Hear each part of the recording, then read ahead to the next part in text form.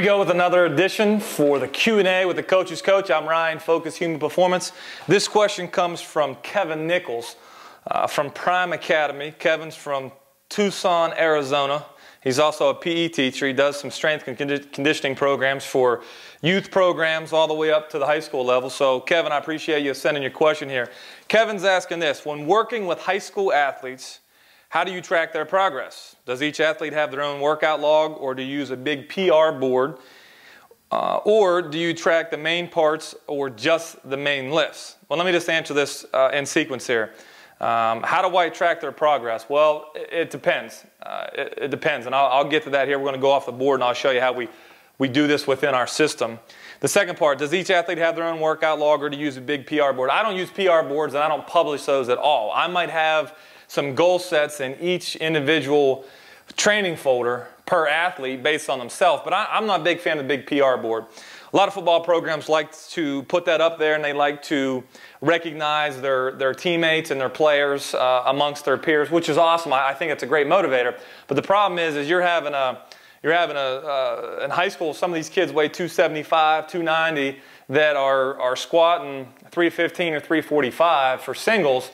Well, is that great? Not really. I'm glad they're doing it, but not really. And it's not tracking anything that the guy that weighs 190, he went from 145 to 190 in a 3-year span, and he went from his press from 135, now he's pressing 225 for a set of 3 in under 3 seconds. It doesn't account for that. So I'm not a big fan of PR board. It doesn't tell the whole story. And sometimes the way that coaches use that can be miscued. So to answer that, do we track our athletes? Absolutely. Do we use the big PR board? No. Do you track the main parts or just the main lifts? We track everything. There's no sense in me tracking someone's deadlift from the floor, a straight bar deadlift from the floor, and we're not going to track what they're doing for glute ham raises. Did they go from 6 glute ham raises to 12 glute ham raises? Did they go from 12 glute ham raises to a mini band around their neck? We need to see that progression there too, because then that can take us back to those core, those absolute lifts, and help us. So everything is tracked through the workout, and that's done through the athlete binder. So your first question here, how do you track their progress? Well, here's what we do. When we have an athlete that's interested in the program, they've got to fill out an inquiry form. That's considered our starter pack.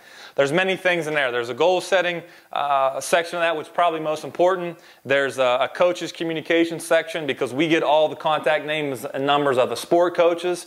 We get nutritional guidelines. We get any type of injury history. There's contact information for the waiver to be signed. The starter pack also has the rules and the guidelines and the payment system and all that. That's a starter pack. So we get all that done initially when an athlete has an interest in becoming part of our program. That's number one. Number two is we take them through a Simple 7 assessment. That's something that is proprietary to Focus. It's something that I have used some other things and tweaked a little bit, and then created what we call the Simple 7. That is definitely tracked. We keep that on paper. That goes to our outline on what we're going to do for that particular athlete. What did they do well? What did they not do so well? What can we use as leverage to keep them motivated to push forward, but at the same time we've got to bring up these type of weaknesses. That's what the Simple 7 does for us.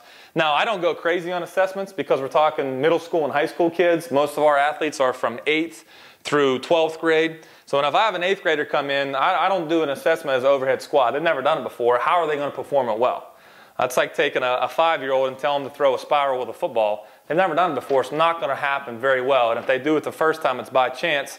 If they do it 10 times in a row, then they're a freak, okay?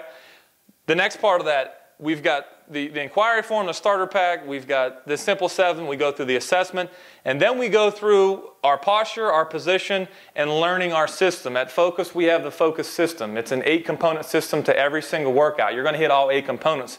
We want to make everything very habitual within the system. So whenever we go to make a change, we go to make an adjustment, we can just plug that right into the system. We know what this is, we know what this, we know what this is, but today, at this point in your core recruitment, instead of going 6s to the floor, I've got 2 new movements. And it makes it very easy to teach, because there's habit there. If I go back into the workout the first time, and I go back into the workout the 5th time, or the 80th workout, and it's different every single time, it's chaos every workout. Kids perform on habits, just like the school day is the same.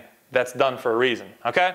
Posture and position, they go through a 4-workout set. Ligament, tendon prep, learning the system, learning the movements, our core lifts and our core movements that we want them to understand. And again, that's a natural assessment.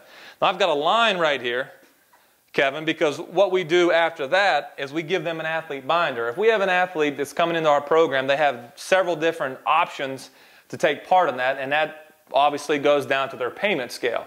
If we have an athlete that's going to do 2 times a week per month, they're going to go unlimited monthly, or they're going to go in season because they're on a package program, then they'll get what we consider an athlete binder, and that includes nutritional information from our nutrition advisor. It gives goal setting and mental health information.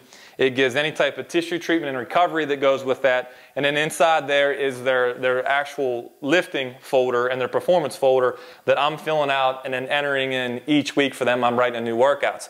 The only way that an athlete gets that is if they commit to a program from us.